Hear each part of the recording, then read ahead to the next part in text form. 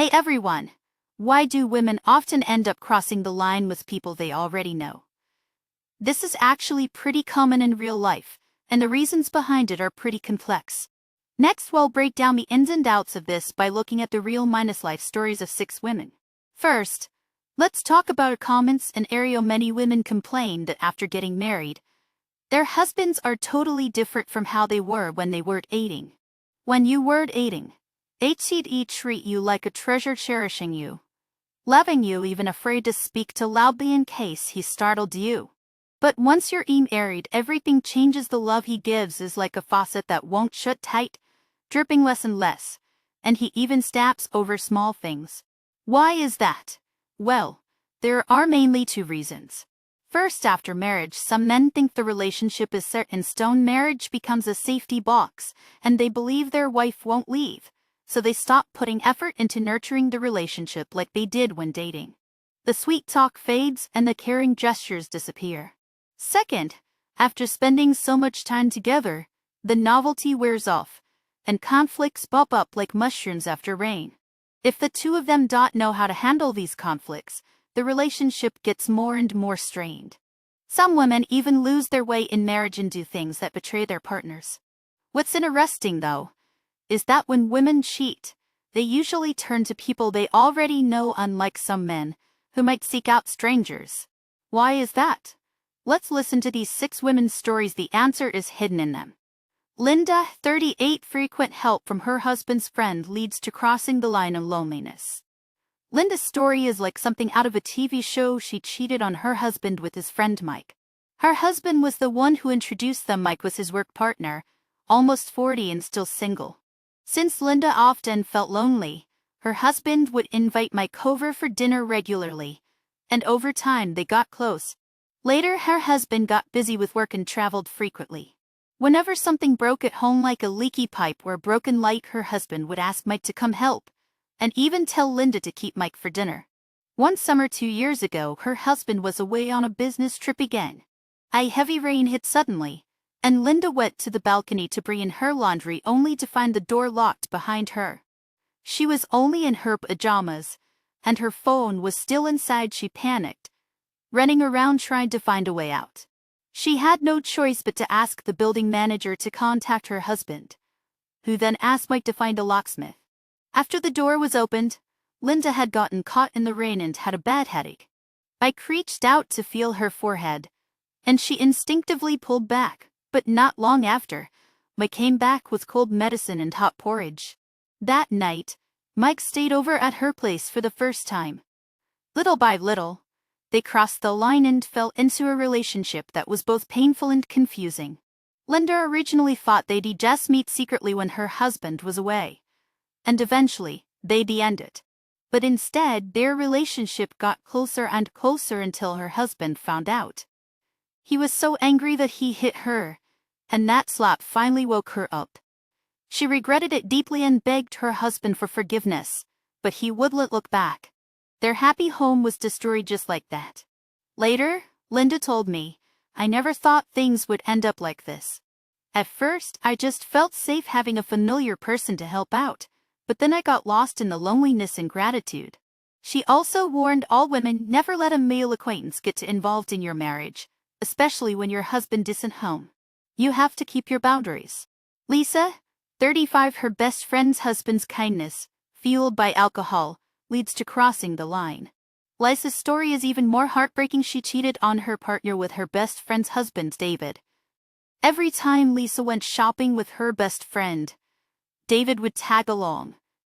He was gentle and chivalrous, but she'd carry their bags, remember Lisa's favorite, iced coffee order, and was always attentive to both his wife and Lisa.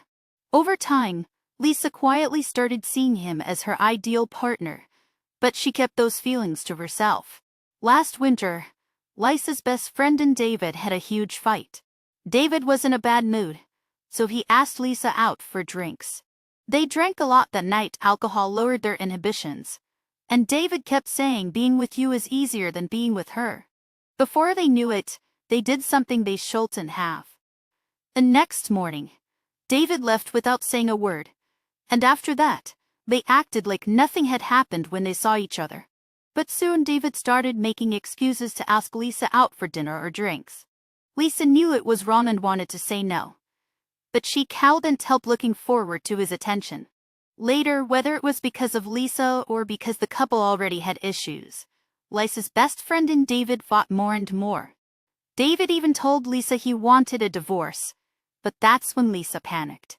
She didn't want to destroy her best friend's marriage, and she didn't want to get stuck in the mess, so she started deliberately avoiding David. She even got a new boyfriend after that. But in the end, Lisa's best friend and David still got divorced. After the divorce, David came back to Lisa, even threatening her, "If you don't be with me, he'll tell your boyfriend." Lisa said at first, "I just thought he was kind and wanted to talk to him more. I never imagined it would get this bad. Now I've lost my best friend, and in being harassed by David every day, I really regret it." Mia, 24, male friend's quiet devotion makes the thrill addictive. Mia is young, only 24. She cheated on her boyfriend with Chris, a male friend she'd known for years. After Mia started dating her boyfriend, Chris told her, "I've liked you for a long time, but I don't want to make things hard for you.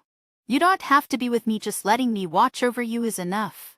Mia was touched at the time, thinking Chris was a thoughtful friend, so she didn't overthink it and kept in touch with him. Last year on her birthday, Mia had a fight with her boyfriend and was in a terrible mood, so she asked Chris out for drinks. They stayed out until midnight, and Chris kept comforting her, saying, "He doesn't know how to cherish you." Fueled by alcohol, they crossed the line. After that, Mia felt like she'd opened a Pandora's box. She was obsessed with the secret thrill of their relationship.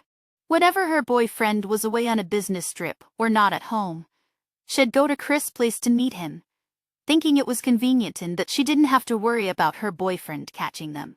But as time went on, Mia got more and more anxious. On one hand, she felt guilty towards her boyfriend, but on the other hand, she couldn't kick the thrill of being with Chris. She said, "I know it's wrong. Every time I leave Chris, I swear I'll never do it again, but as soon as I see a message from him, I can't control myself."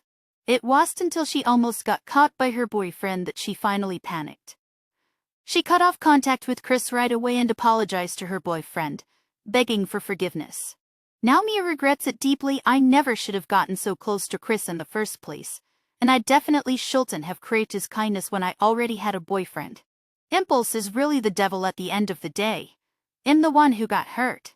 Sarah, 32, suffocating emotional neglect in marriage makes an acquaintances care a lifeline. Sarah's marriage was extremely oppressive. Her husband was the type to use emotional neglect as a weapon. No matter what conflict they had, he refused to communicate. He'd either slam the door and leave, or give her the silent treatment for days. Sarah said the house was as quiet as an icebox. Sometimes he'd rather work overtime than go home early. The person she cheated on with was Brian, a colleague from work. Brian was good, minus looking, competent at his job, and had a gentle personality. Once Sarah ran into a problem at work and was almost criticized by their boss. Brian took the initiative to help her sort through her ideas and solve the issue. At the time, a co-worker even joked, "You two look like a couple." Sarah secretly found herself thinking, if I'd met Brian first, would I have avoided this cold, empty life? Last summer, Sarah had another fight with her husband. After he slammed the door and left, she hid in the office stairwell and cried right as Brian walked by. He handed her a tissue and said, "Do you want me to talk to your husband sometime? He shouldn't treat you like this." Looking at how caring Brian was, Sarah couldn't hold back. She hugged him and cried. Before they knew it, they crossed the line. Once it happened the first time, they got bolder and bolder. Sarah even secretly hoped that maybe she could divorce her husband and be with Brian. But not long after, Sarah realized Brian was just kind to her. She saw him helping other female colleagues often, and even heard him tell someone, "I just see Sarah as a younger sister." That's when she woke up. "I was so desperate for care that I mistook Brian's ordinary help for love. In the end, I didn't get the warmth I wanted, and I messed up my marriage even more." Jennifer, 36, frequent help from a neighbor and daily companionship spark and wanted feelings. Jennifer had been married to her husband for 10 years, but he worked in another city all year round and, only came home 2 or 3 times a year. Jennifer had to handle almost everything at home by herself. Her neighbor Tom was also left behind. His wife worked abroad, so since they lived close by, they'd help each other out whenever something came up.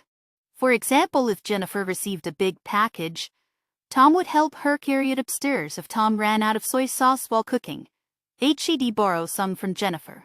Over time, they formed a routine. They'd take walks in the neighborhood every night, and on weekends, they'd take turns cooking and invite each other over for meals.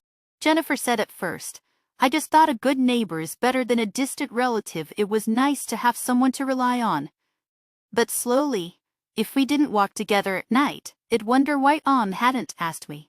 If we didn't have a meal together on the weekend, it'd feel empty." Last fall, Jennifer caught a cold and had a fever. She was too sick to get out of bed. Tom noticed she hadn't left her house, so he knocked on her door, but no one answered. He finally got the property manager to open the door and took her to the hospital. After she was discharged, Jennifer was so grateful that she cooked a big meal to thank Tom. They drank wine that night, talking about the loneliness of living alone, and the more they talked, the more they connected. Eventually, they crossed the line. After that, they acted like secret spouses, neighbors during the day, and sneaking around together at night. But Jennifer was always anxious, scared her husband would find out and scared the other neighbors would gossip. This spring, her husband came home unexpectedly early and caught her with Tom. He asked for a divorce on the spot and told both their parents about what happened. Now Jennifer not only lost her home but also became the bad woman in her relatives' eyes. She said, "I was just so lonely that I mistook Tom's daily companionship for dependence. I forgot I was a married woman. Now that I think about it, I was really stupid." Emily, 40, reconnecting at a high school reunion, lingering old feelings and dissatisfaction with reality. Emily cheated on her husband with Mark, a high school classmate. They had feelings for each other in high school but never confessed. Later, they both got married and lost touch. Last year, they reconnected at their high school reunion. Mark told her, "I've never forgotten you all these years," and complained, "My wife is too controlling and never happy with her." At the time, Emily was also having problems with her husband. He was addicted to gambling, had lost all their savings, and fought with her constantly. Mark's words were like a match, igniting Emily's pent minus of grievances. She also poured her heart out to him, saying, "My life is so meaningless too." After the reunion, Mark started chatting with Emily often. He'd send her a good morning text every day, a good night message every evening, and even gave her a small gift, saying, "This is to make up for the regret of not being with you back then." Emily said, "Talking to Mark made me feel like I was back in high school. It was the feeling of being cared about that my husband had never given me." Last winter, Emily's husband asked her for money again because of his gambling, and they had a huge fight. Emily was so angry that she checked into a hotel and told Mark about it. Mark rushed over right away, stayed with her while she cried, and said, "Be with me, I'll treat you well." That night, they crossed the line. But not long after, Emily realized Mark had no intention of getting a divorce. He just wanted someone to lean on. When his wife called, he'd immediately tell Emily, "Be quiet," and even said to her, "This arrangement is good, we don't have to take responsibility." That's when Emily woke up. "I was so caught up in lingering old feelings and unhappy with my current marriage that I let Mark trick me. In the end, I didn't find happiness, I just became his side piece." 4 core reasons why women easily cross the line with acquaintances. After hearing these 6 women's stories, you can probably see that women crossing the line with acquaintances isn't an accident. It has deep seated reasons. To sum up, there are 4 main ones. First, the sense of security from acquaintances lowers one's guard. With acquaintances, because you've known each other for a long time or share a common social circle, there's an inherent sense of trust. For example, Linda thought Mike was her husband's friend and Woodland her Jennifer thought Tom was just an errand, that helping each other was normal. This sense of security makes people gradually let their guard down, thinking it's okay to chat more or meet more often, but before they know it, they cross the line. What's more, acquaintances know each other well. You don't have to test each other like you would with strangers. For example, You know each other's personalities, preferences, and even family situations. This familiarity fosters a sense of closeness, and over time it's easy for unwanted feelings to develop.